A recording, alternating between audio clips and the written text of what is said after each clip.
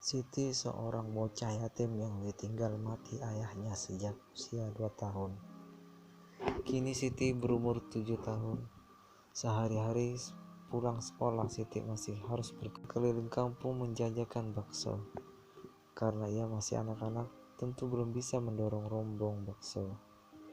Jadi bakso dan kuahnya dimasukkan dalam termos nasi yang sebenarnya terlalu besar untuk anak seusianya. Termos seukuran itu berisi kuah tentu sangat berat.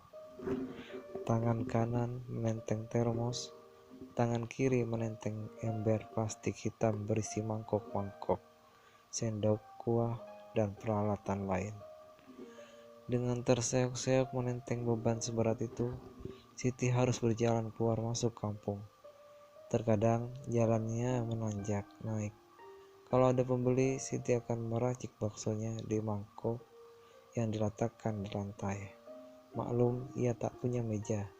Terkadang jika ada anak yang membeli baksonya, Siti ingin bisa ikut mencicipi, tapi ia terpaksa hanya menelan ludah, menahan keinginan itu.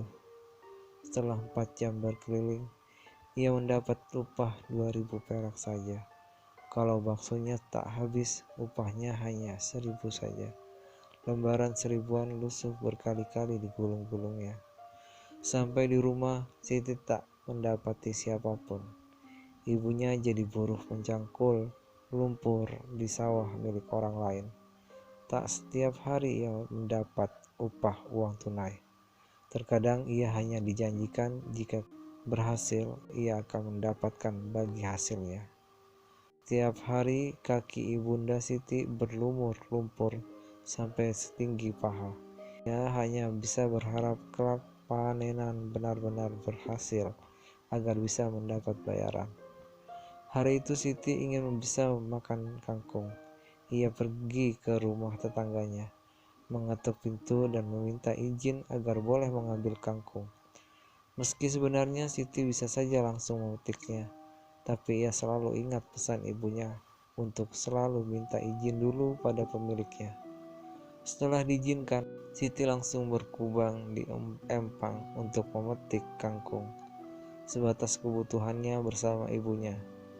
Petang hari ibunya pulang, Siti menyerahkan 2.000 perak yang didapatnya.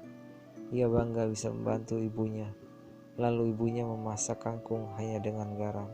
Berdua mereka makan di atas piring seng tua. Sepiring nasi tak penuh sepiring, dimakan berdua hanya dengan kangkung dan garam. Bahkan ikan asin pun tak terbeli, kata ibunda Siti.